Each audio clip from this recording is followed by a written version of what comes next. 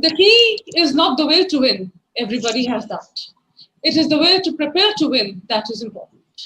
A very good evening to all our esteemed viewers. I, Kirat, welcome you all to yet another exciting webinar of our DCM Cares series.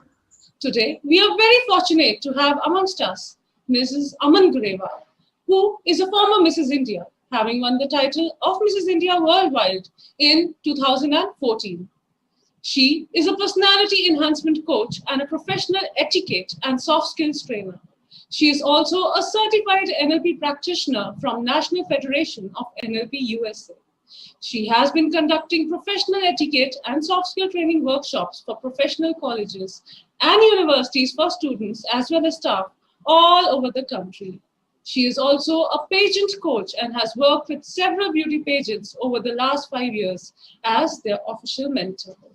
Having done an institutionalized course in management and personality development from GSSC Wellington, she has had the privilege of being invited to many top institutions of the country as a special guest and speaker. Owing to her Mrs. India win, she has also had the privilege to walk the ramp for many renowned fashion designers at some very prestigious fashion weeks.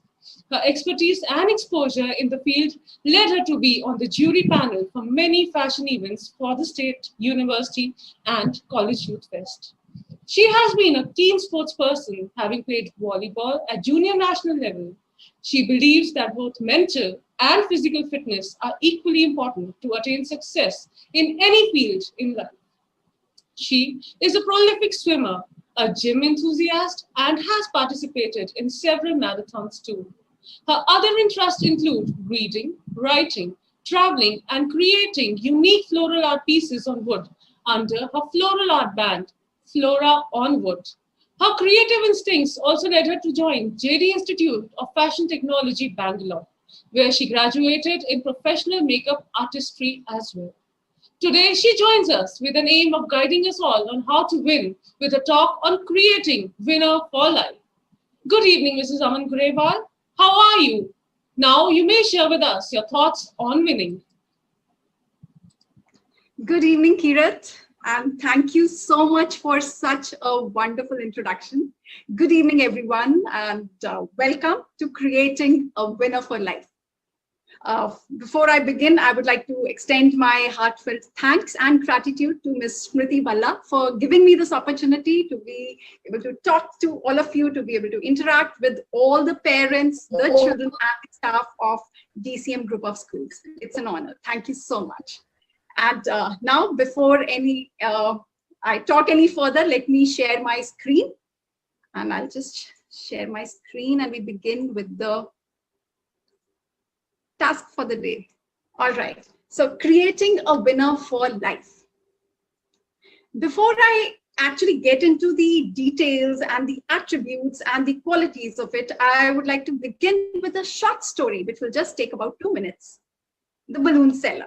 So once there was a balloon seller who would go to a village to sell balloons. So what he would do, he would carry all his balloons filled with helium and all bright ones, all colorful ones in beautiful shapes and sizes. And he would go and be there at the village and he would leave one balloon up in the air. And when this balloon would go up, all the children would see this and they would come running and they would buy balloons and he would go back happy after selling all his balloons. So there was this one curious boy who was noticing all of this every day. And one day he thought that he must go and talk to this balloon seller. So he went and he spoke to him. He said, I've always seen you sending all these beautiful, colorful, nice shapes and these wonderful balloons up in the air. Now I have a question. So he says, okay, ask. So he says, if we take a black balloon, will that also go up? So the balloon seller says, okay, son, let us try. So he takes out a black balloon and fills it up with helium and leaves it. What happens? The balloon goes up and this boy is happy and mesmerized and surprised and says, oh, wow, this also went up. So the balloon seller tells him, son, it's not the size, color, or shape of the balloon that decides whether it will go up or not. It is what is inside the balloon that makes it go up. So ladies and gentlemen, boys and girls, it is not your size, shape, what you look like, where you come from, that decides how high you will go in life. What will decide is what is inside you, what is within you. And what is that one thing which can decide where you go in life? It's your mindset. Mindset is what separates the best from the rest. If you have it, if you have the right mindset, nothing in the world can stop you from achieving the heights of success in life. And if you don't have the right mindset, nothing in the world can help you. And you will probably all your life, you would be just waiting that, oh, why am I not successful? What can I do to be there? So it's the right mindset. It is your most precious possession. It is always with you. Nobody can steal it from you. It's always there. So the most important thing is to protect this rather than all your other worldly possessions. They will come, they will go. But if you have the right mindset, you will be a winner. It has amazing powers. If you learn to use it appropriately, properly, if you can make use of your entire potential, you will definitely be at the top wherever you want to be. There are two levels to your mind, conscious and the subconscious. So you think with your conscious mind. The conscious mind is just, let's say if you assume there's an iceberg in the sea. So what you see on top, the tip of the iceberg, little bit, just about 10%, that is your conscious mind. And what is deep within the sea, that huge 90% of the iceberg, that is your subconscious mind. And whatever we do in our lives, just 10% is what is being done by the conscious mind, and rest of it, for the rest of our lives, from childhood to the day we die, everything is being monitored, being done, being driven by our subconscious mind. So conscious mind is the thinker.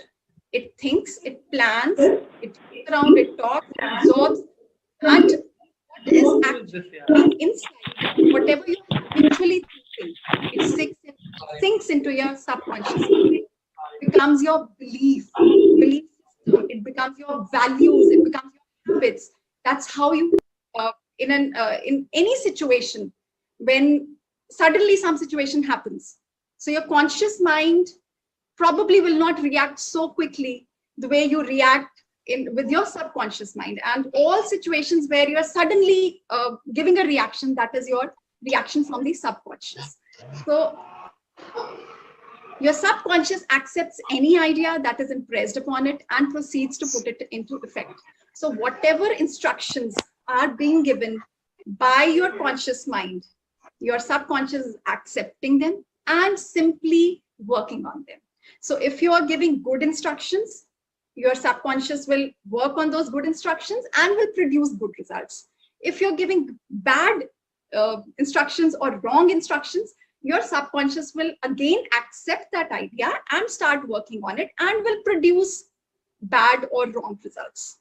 And if you're not giving any instructions to your subconscious mind, then what is happening? Then it is taking the instructions from everything around it, from the environment, from the people, and it is taking all of that and acting according to that, because the subconscious mind is the doer. It is not thinking. Whatever you put in, whatever instructions you're giving consciously, it is simply accepting and working on that. So I hope this part is clear how it is working. So then we move ahead. Now with this concept, let's move forward. What are the attributes, or what is there in the mindset of a winner? Now, when I say winner, I'm not saying somebody who gets a 10 on 10 or in a quiz, or somebody who gets 100 on 100 in a subject. No, that's your skill in that particular subject. But a winner is somebody, and especially when we say winner for life, is somebody who's ready to take on the challenges of life, who's happy, who's working hard, who's utilizing his or her complete potential, what is there, and doing well in life, having happy relationships, having a good career, is doing what he likes, is passionate about things, passionate about life, who is living life to the fullest. That is what I would call a winner in life is. That is my definition of a winner. Somebody who's living the life to the fullest. And what is the mindset that is required for that? So the very first attribute is attitude. A bad attitude is like a flat tire. You can't go anywhere until you change it. Absolutely. Now, attitude, we say, yeah, if we should have a positive attitude. We're always listening to this. Yes, we should have a positive attitude.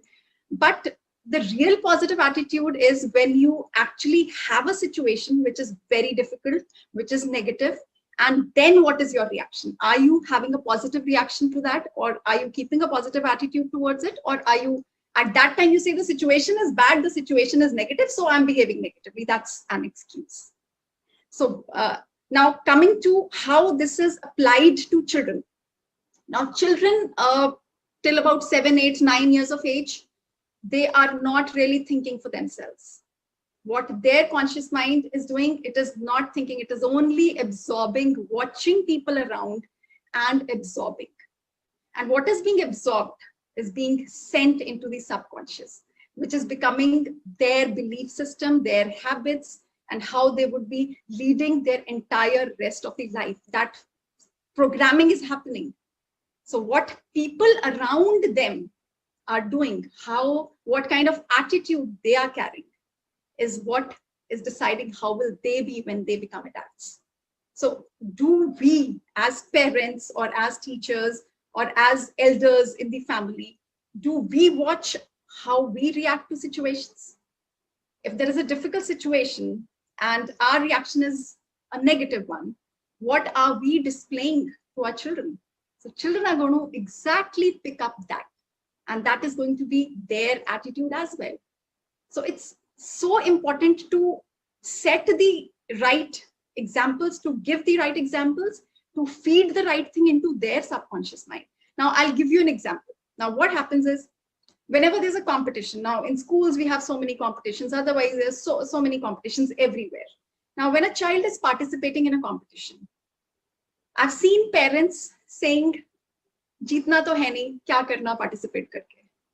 And only if they are sure कि जीतेगा तो हम participate करेंगे.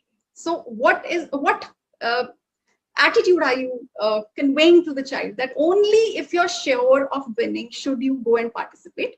Otherwise, there's no point. So for you, basically, what you are trying to put in the mind of the child is that only winning is important, and the journey, when you prepare, when you learn, you grow, when you experience that thing, that is not important. So the child will be like, okay, why should I try? And that thing is coming into their mind, okay, if I'm very sure of winning, and only then I will go and participate. Otherwise, it's not for me. So they are not even trying out things. They don't want to do it because they feel jeetna to hai nahi. So once that thing is settled, then they'll never try out new things. And what is happening when they are not trying out new things? They are stopping their own growth. And I wouldn't say the child is stopping the growth. I would say the people around them who are telling them such things are stopping their growth. So there was this one particular pageant. I can give you the example. So this girl, she could not make it to the top 10. She came backstage. Her parents came backstage and they said, how is this possible that our daughter has not made it to top 10?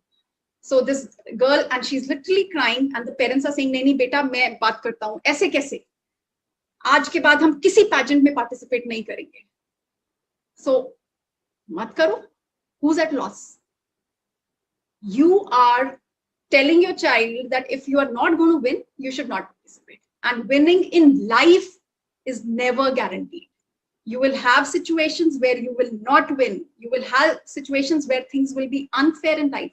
But with this kind of attitude, where can you go? Nowhere. You're just sitting at home and doing nothing. So success is the ability to go from one failure to another with no loss of enthusiasm. So if you can pick yourself up and say, okay, next time it will be better than this. My effort would be better than this. And then you see how you rise. Nobody can straight away from a helicopter jump at the top of any profession. Everybody has to take the stairs. So if you are scared, or if you don't want to take that first step, second step, third step, how do you expect yourself to reach there? And anybody who has reached there at the top has gone through that same grind.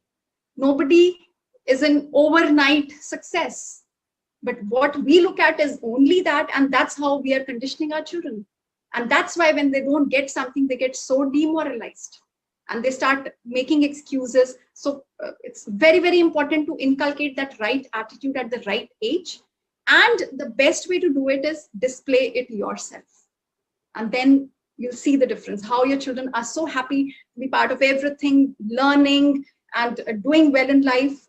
You'll see the difference. So next very important aspect of a winner's mindset is beliefs. Now, belief creates the actual fact. Again, beliefs are mostly when we are young, we are acquiring them from the environment. Whatever we hear, we absorb it, we put it inside. So what exactly are beliefs? Beliefs are feelings of certainty. They are this invisible force which we cannot see, and we tend not to question them. We don't question them. We just accept them. They are true. And these beliefs, they drive our behavior for the rest of our lives. And I can give you some very funny examples of beliefs. When I was a little child, I had heard around me people telling me कि जिस दिन बेटा बहुत ज्यादा हंसते हो ना, उस दिन रोना भी पड़ता है. आज अगर आप ज्यादा हंस लोगे तो कल को कुछ ऐसा होगा जिसमें आपको रोना पड़ेगा. And I actually kept on believing this for so many years. And because when you're a little child, you're not questioning, whatever is being said around you, you just believe it as a gospel truth. So I remember that the day I would be laughing a lot, I would be happy, I would be actually scared to be more happy. I would stop myself that don't be so happy, because if I'm happy today, jitna zyada aaj khush mein ho rahi hu, kal kuch na kuch galat hoga and I'll be sad. So is that an empowering belief, or is that limiting me from leading a happy and successful life? So this is just one example. I can give you many more examples. When people say, beta nazar lag jayegi, aise nahi. So hamari aaj tak kisi ko nahi lagi, to kisi ki hame kyun lag jayegi? Yeah, if something goes bad, you are doing your best, bahut acha kiya, something goes bad. So you say, usne nazar lagai. So that is just an excuse not to look into आपने क्या गलत किया या आपने कहाँ पे 100% नहीं दिया, और अगर नहीं भी दिया, नहीं भी कुछ हुआ, तो work on it. Why are you blaming, or why are you creating an excuse and putting it in the mind कि okay, this is how it is. So what I want to invite everybody to do is please check what beliefs you are carrying and see if they are helping you in any way, or are they limiting you. Another example I want to give you. When I was in class 7th, my father was in the army, so we were shifting every 2 years. And we were in a place, I did my 3rd, 4th, 5th, 6th, from a very small place. It was a small school. There I was speaking on stage, I was doing everything. We got posted to a bigger place. So there was this big school, lots of children, and lots of very confident children. And suddenly I felt that, oh, I'm not good enough. And I stopped taking up any opportunities to speak or to come forward, because I had this thing, no, I'm not good enough. I'm not as good as them. So I started creating this belief that I just cannot do what they are doing. So I remember it was my class 8th. I was told to speak the news in the assembly. I had 5 points.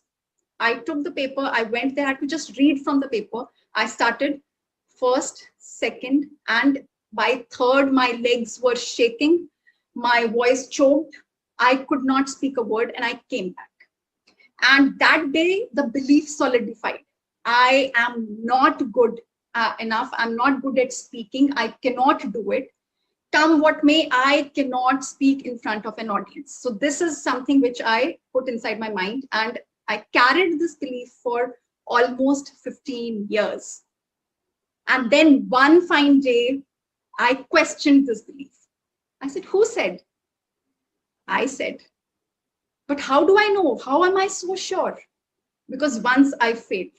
But it was only once. Have I failed every time? Before that, I used to speak. How was that? So the moment I started questioning myself, I understood that I was carrying a wrong belief, which was stopping me, or which was not letting me even try out something.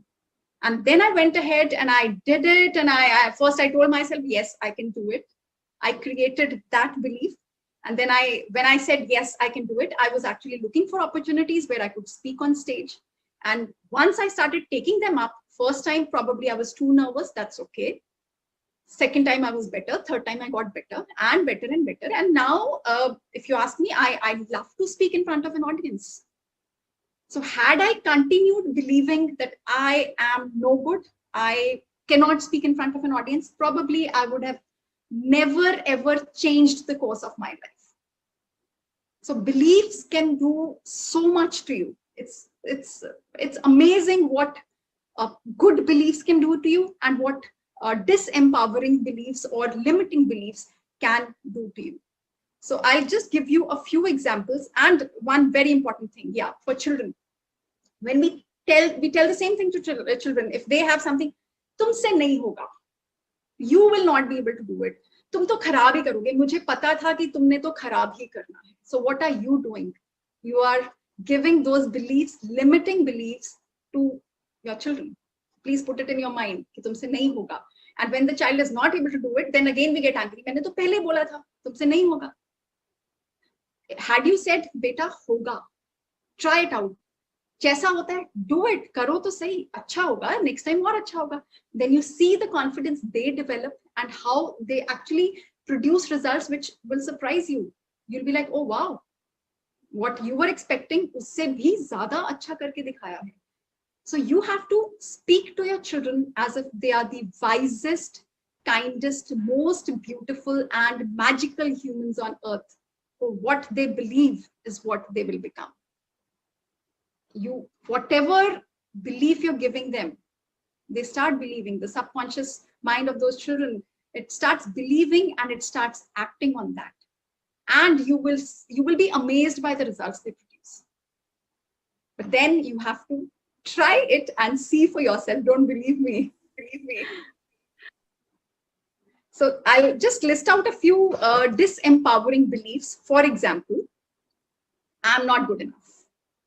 A lot of us say, no, मेरे से नहीं होगा, I'm not good enough. Why? Have you tried it? And even if you tried it, you went wrong once. Have you tried it twice? Have you tried it 3 times? You try it 5 times, 6 times hoga. But that's what you have to first tell yourself.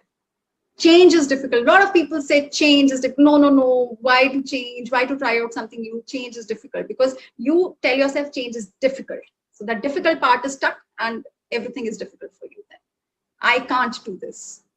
Nothing ever works out for me. This is such a limiting belief. This will not let you do anything properly because you're already telling yourself that, oh, nothing ever works out for me. So why should I even put in an effort? So even if you're consciously trying to put in an effort, but this belief is right there, it is settled in your subconscious, it will not make you do things in a way which you would like to do. I can't say no to people.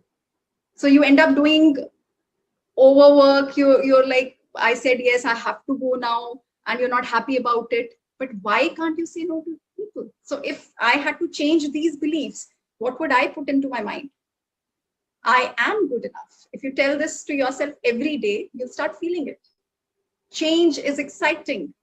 Instead of saying change is difficult.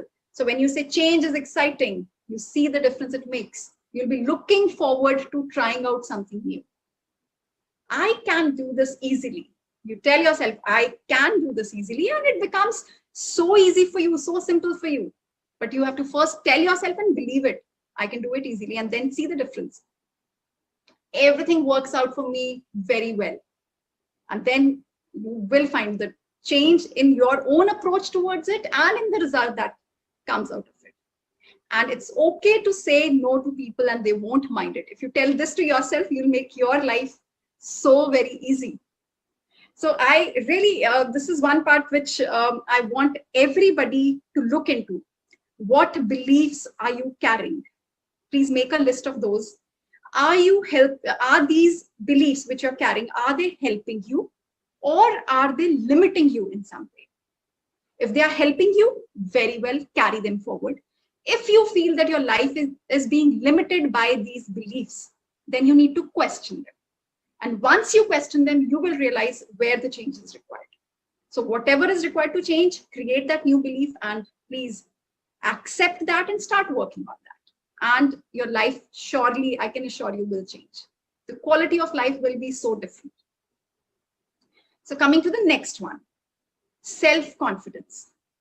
We've all heard confidence is the most important thing for being successful in life. But a lot of times we don't know how to have that confidence. We are like, yeah, I'm confident. But when it comes to doing the thing, that time I don't know what happens. Then I'm not confident. And this is something very, very common that one has heard.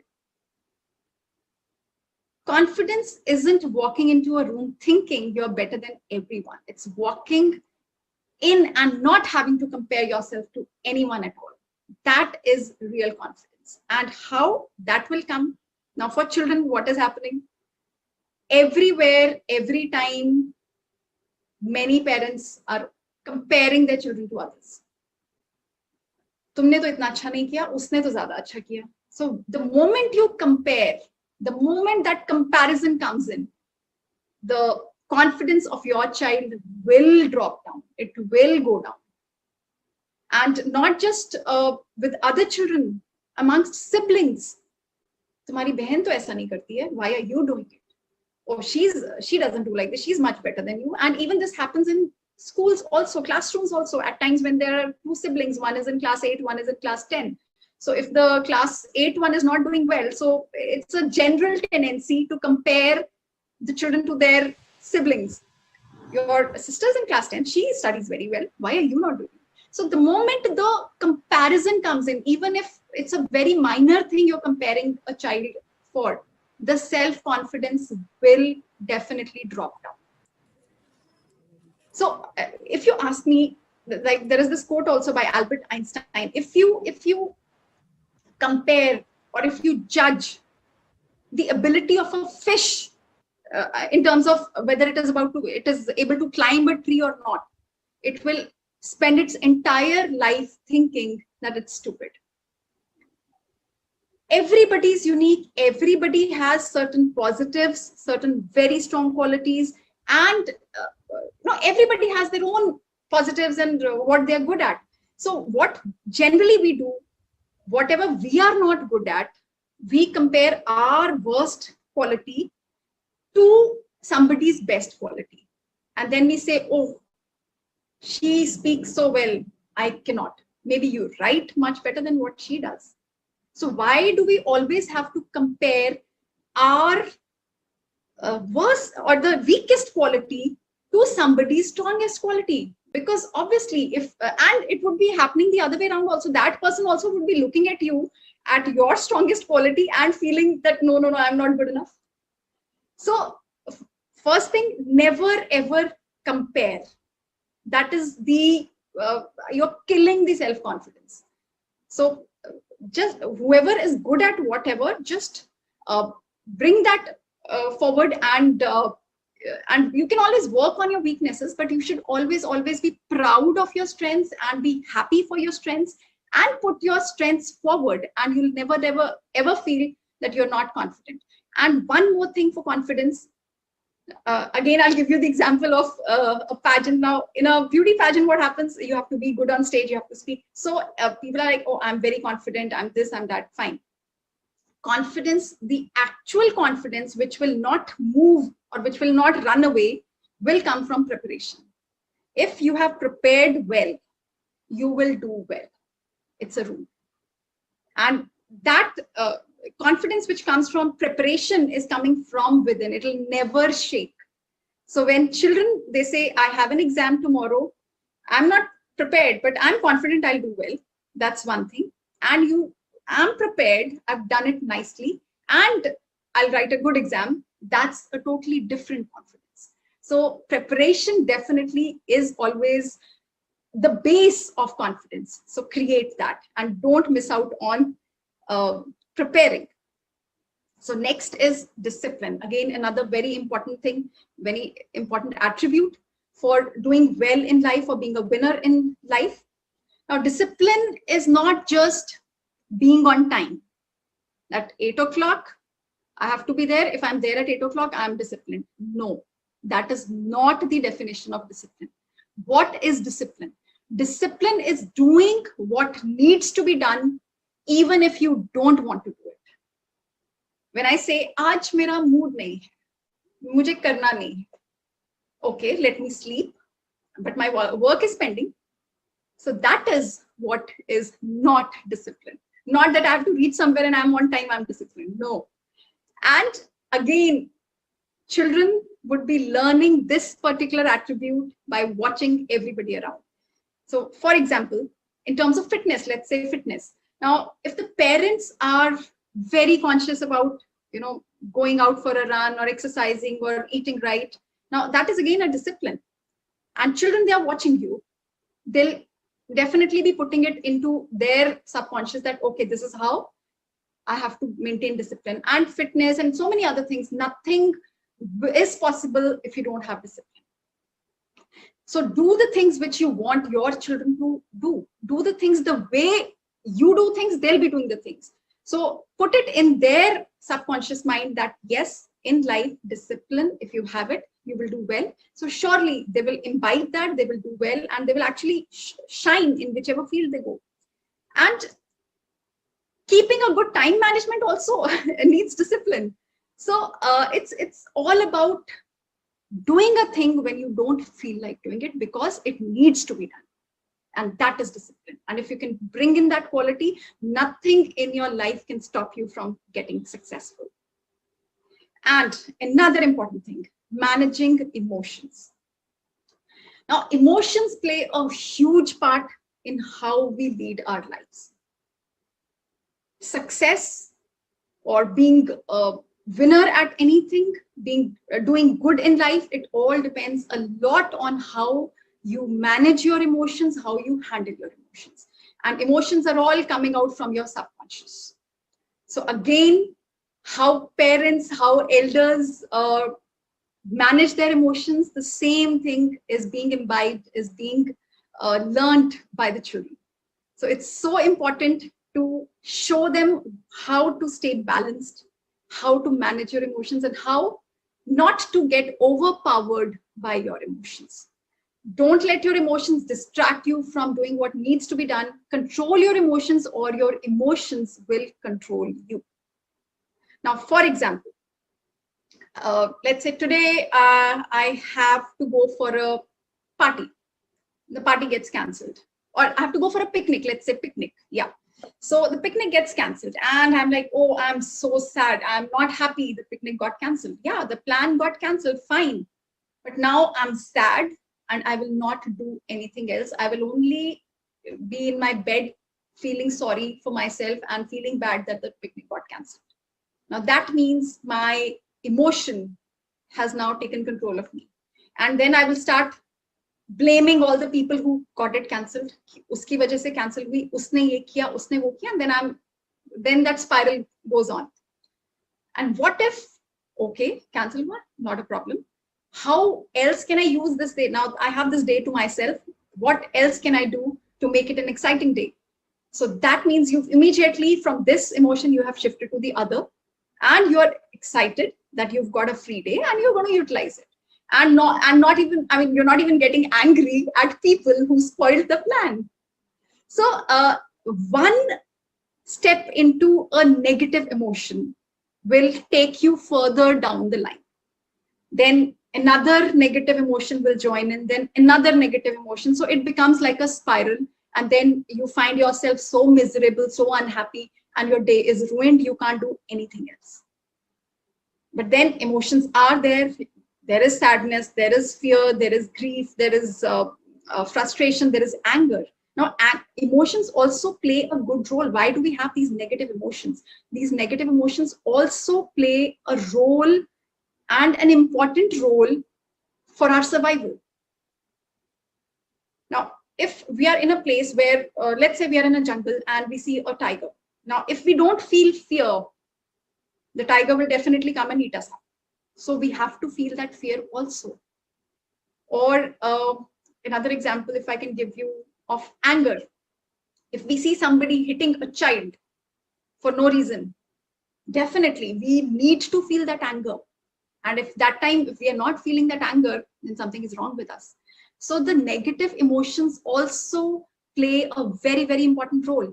But problem happens when we are not able to control these emotions and utilize them for the things they are meant for.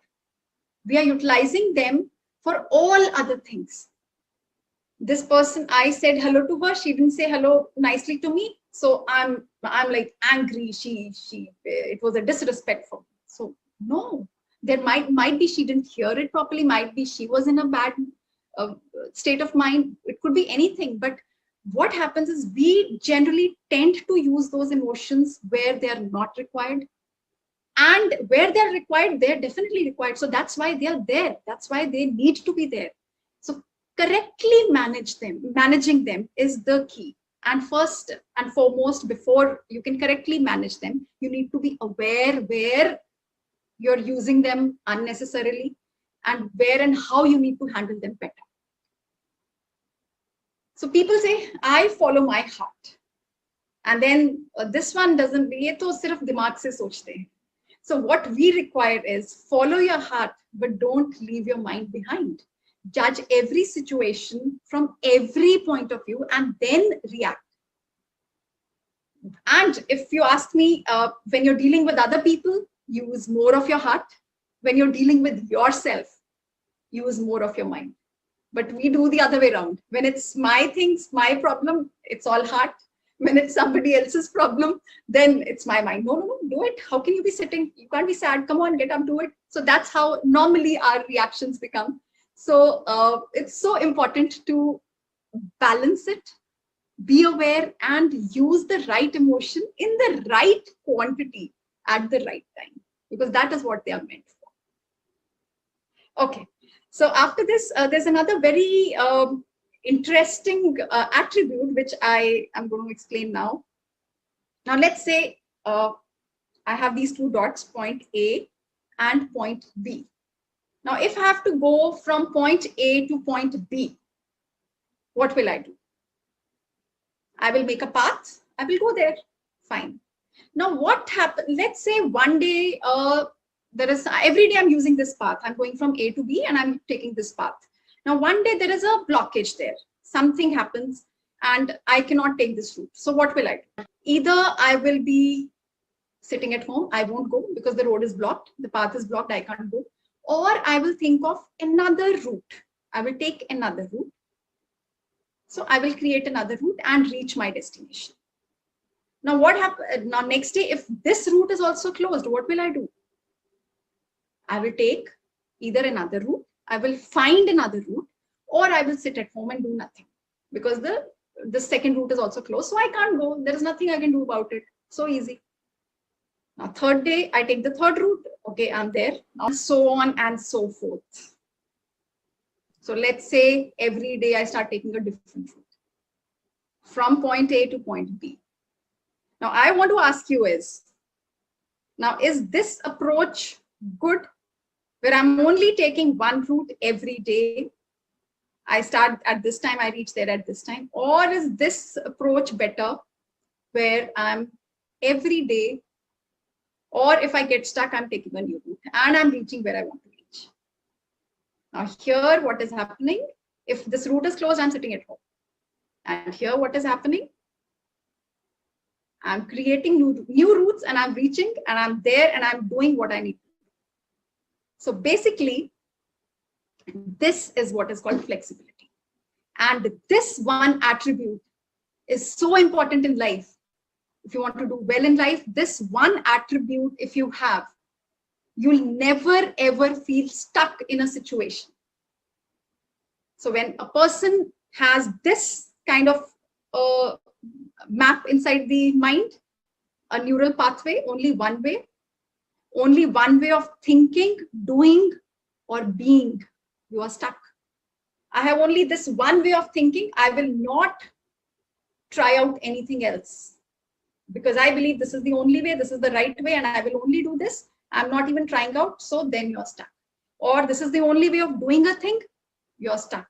Or this is the only way of being, you're stuck. And what is happening here?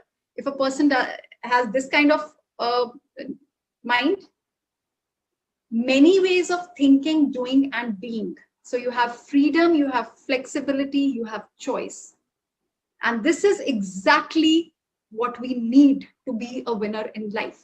And why? Because every day life is going to give you a new situation, something which you wouldn't have tried earlier. So if you have no creative thinking, no imagination, no out of box thinking, no other way of thinking than the way you think, you're stuck. No, only one way of doing a thing, you're stuck. Only one way of being, you're stuck. So what can be done to get this flexibility? Now, I'll tell you what you can do with children and even with yourself. Because again, when people say, I'm 40, I cannot change now. Or I'm 50, I cannot change now. Now that's a belief you're carrying, that I'm too old to change. So you don't want to even try. And even if you want to try, your subconscious is telling, no, not possible. Nothing will happen, just sit. So you will not even try. So one belief, any age, you can do anything. I've seen people learning at 80, learning a new language at 80, trying out something totally new, a new skill at 85, at 90. And there is no age to learning, or there is no age to bringing in change. So if you have that kind of a mindset, you'll be always trying out new things, learning new ways, learning new things, and your life will be much more happy. But if you are stuck that I'm beyond the age of learning or doing something differently, then you're stuck. So, okay, so giving you specific examples, how we can bring in this flexibility. Now, this won't happen overnight, because what is happening is when we are little children, they are so flexible in terms of their thinking, in terms of doing things. If you look at little children, they would be literally jumping all over the place. You tell them, okay, beta, it's time for lunch. So they will eat. One day they will sit at this chair, eat. Next day you'll find them sitting on the bed and eating. Third day you will find them jumping around and eating. So we tell them, no, beta, all these ways are wrong. You come and sit here on this chair. This is your chair. This is your table. Put your plate here, and this is the only way you will eat.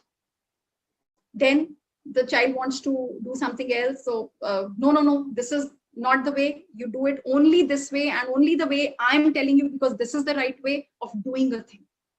So what are we doing? We are making them rigid. We are trying to bring in rigidity in their minds, that, okay, there is only one way of doing a thing, and this is the only way you should do it.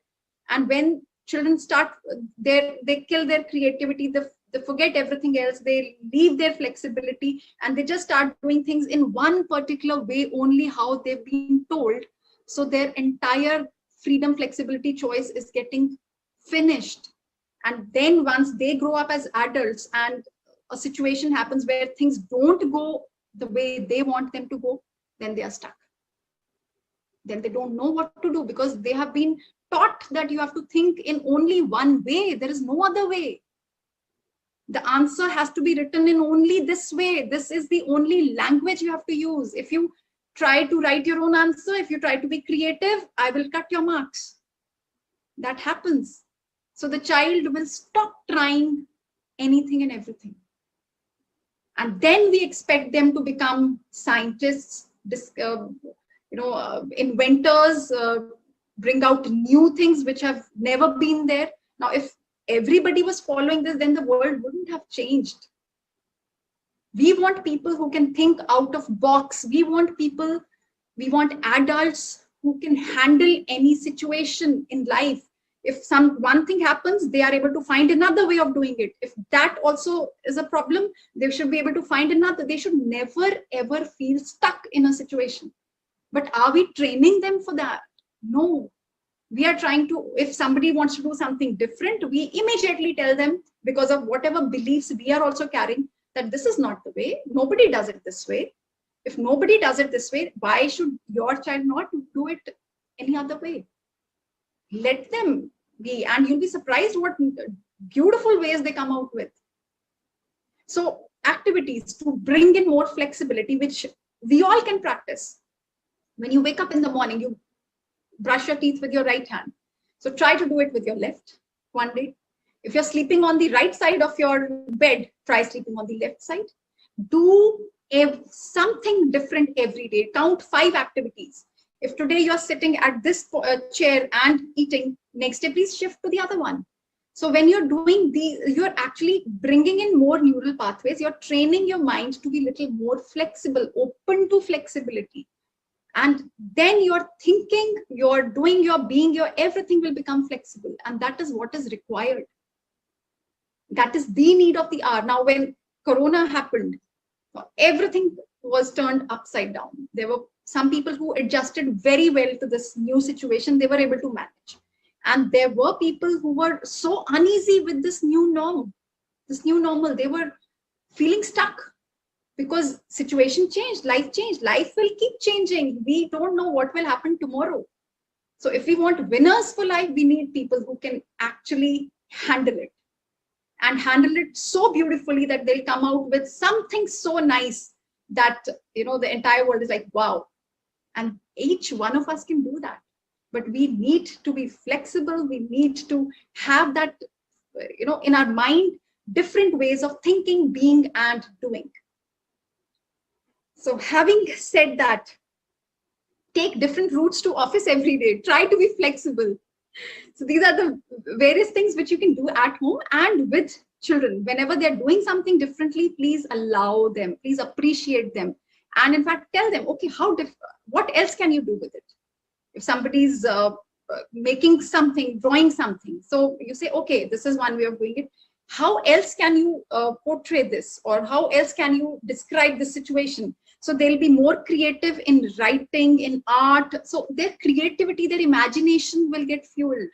How all these movies that we watch, they are so, they show a lot of stuff which we would have never imagined. All these Hollywood, those science fiction thrillers. And so how are they creating all of that? Because they have that imagination. Somebody's imagining. So why can't our child imagine and be that good and be the next person who's creating something like that?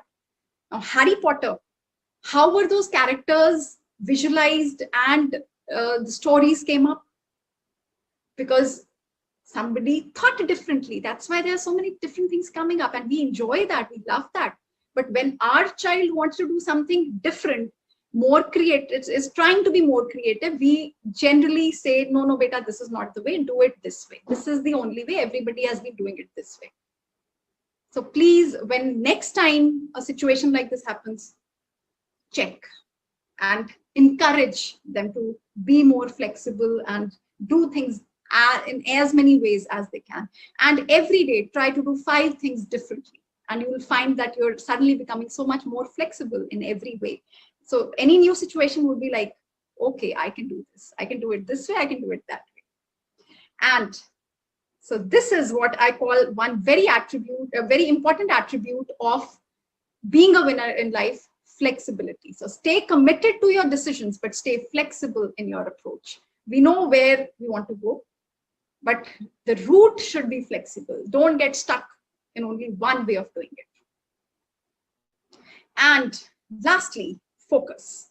Now, focus again is so important to do well, to reach where you want to reach. Now, we all have seen those horses, the horse carriage, where the horse has those 2 flaps here, so that the horse doesn't look here, doesn't look there. And the focus is right straight, and the horse knows where to go. This is the road, I have to follow this, so it goes straight.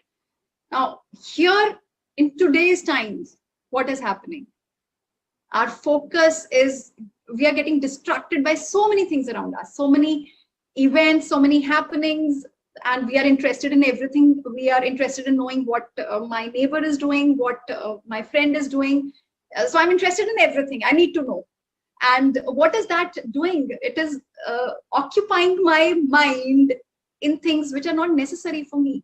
And what is important for me, I'm diverting from there. So there is something called bubble of tight focus. That is what we need to build. And the biggest distraction today is the digital distraction, the addiction to the gadgets and the social media platforms. I don't know if you've watched that documentary. There's a beautiful documentary which has come out, and I would really want everybody to watch that. It's called The Social Dilemma. It's there on Netflix. So there they have interviewed people who have created these social media platforms. And believe me, none of them or their children, nobody is on those social media platforms because they know how they are creating. They are being created in a way that anybody who's using them gets addicted to them. That's the basic matrix, if you could say that is how the structure is created in a way that you get addicted. So when you are on any social media platforms, all your activity, your behavior, your unconscious behavior, everything is being monitored, analyzed, and based on that, new programs are being developed how to get you hooked onto that particular social media platform or device. You have to watch this documentary and how badly it is impacting all of us. If you're using social media for something good, because a lot of advertising happens on social media these days, and you need to reach out to people, people who are in business, they want to have their page for further easier availability and online stuff. So that is okay. If you're using it only for that, that's fine. That's helping you. But when you start spending 6 hours, 7 hours, 10 hours on these social media platforms, and in the end, you're not happy, you're sad, you're depressed, you're dissatisfied because you've seen somebody going for a holiday abroad, you've seen somebody driving a new car, and suddenly then you start feeling sad, you start feeling, oh, I'm not doing enough, I'm not good enough. So instead of feeling happy, what is happening? It is giving you more things to be sad about, to underestimate yourself, to feel sorry about yourself, and next day again you start off with the same thing. So please watch this documentary, The Social Dilemma, and you'll realize what I'm saying. So instead of getting distracted, please starve these distractions. Create a bubble of tight focus that when I'm doing this work, nothing will distract me. Nothing can come into that bubble, and I'm totally focused and I will do what, and you'll see how efficiently, how nicely you're able to finish that task. So creating this bubble of tight focus is the ultimate key to doing well in life, to doing amazingly well in life. So I'll just quickly list all the attributes which I've talked about: attitude, beliefs, self-confidence, discipline, managing emotions, flexibility, and focus. And if you can have all of these, if you can develop all of these, you will be a winner for life. And the good news is they can all be developed. You just need to be aware how you're talking, what you're talking, because you are listening. Your subconscious is listening. And how, as parents, as teachers, what are you talking to children about? And what beliefs they are taking in and creating, because rest of their lives they will only be functioning based on those beliefs, the attitude they build. Everything is going to be monitored, driven by that. So with that, we come to the end of the session. With this quote, I would like to end by Muhammad Ali, the great boxer: "If my mind can conceive it and my heart can believe it, then I can achieve it." So first, you have to create it in your mind, whatever you want, wherever you want to go. Put it in your mind, imagine it, visualize it, create it. So first it's created in the mind, and then it will be created in reality. With that, I'm open to any questions. Yes, hi, Aman. That was a very informative talk session that we had with you. I'll ask you a question, Aman, that, okay, we all know that, we want to win at something that we aim at, but how to, evoke that drive in us? Sometimes there are things on my mind that, okay, I want to do this, I want to become this, but then we lose drive. Being women, we are so engrossed with other things in our lives, our home, our jobs. How do you, invoke that drive in you to become a winner or to succeed? Yeah. See, work will never finish. Your everyday work will never finish. And being a woman, you have so many things on your mind. Yes. But then I would still say that if it is important for you, if it is like a passion for you, you will make time for it. I know people who would wake up at 4 o'clock in the morning and are out of the house at 4:15 because they have to be back after a run, yoga, this, that, by 5:30 to manage the entire house.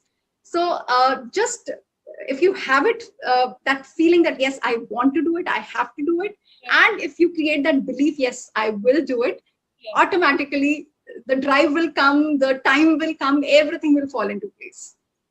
And how to make your family understand that you need, time for yourself, you want to do something in life, because Indian families are such that you are the last priority being a woman. So how did you manage doing that? How did you manage doing that? Absolutely. And I'll give you my own example. When I went for my Mrs. India pageant, and after that I was getting a few good offers. So I would say, okay, I want to go for this. Can I go for this? So my husband would be like, एक ये कर लोगे तो उससे क्या हो जाएगा, एक वो कर लोगे तो उससे क्या हो जाएगा. So it's for women. I think mostly it is your family, other responsibilities that come first, and after that, if after finishing all of that, if you're left with any energy or time, then you can use it on yourself. Generally, this is how it goes. But then at the same time, I have realized that if you're very passionate about something, or you really want to do something, and you're very serious about something, and you are putting in your 100% despite other responsibilities, then your family members also see that, and they also respect that fact that, yes, this is important for you. And in a little while, they also get motivated to support you. So with my example, I can tell you that this is how it happened with me. And now definitely they're like, if I mention that, okay, I have to do this, or I want to do this. So they're like, yes, of course. How can we help you? So that shift is gradual, but it happens. Consistent effort. That is what you want to say. Consistent effort, and you have to make them believe in your dreams as well. Yes. And once they see you putting in effort and working hard and still managing everything else, they are there to support you then. It was indeed a very enriching experience to learn about winning from you, Mrs. Aman Garewal. You are a perfect example of beauty with brains. Listening to you speak, I realize that winners are not created by God. Winners are self-made people who decide to win and then never look back. I'm sure our audience must have drawn immense inspiration from you. I wish you all the best for your future endeavors, and I thank you on behalf of the DCM group of schools for sharing such wonderful winning strategies with us. I would also like to convey my thanks to all our viewers for connecting with us. Stay tuned and stay connected.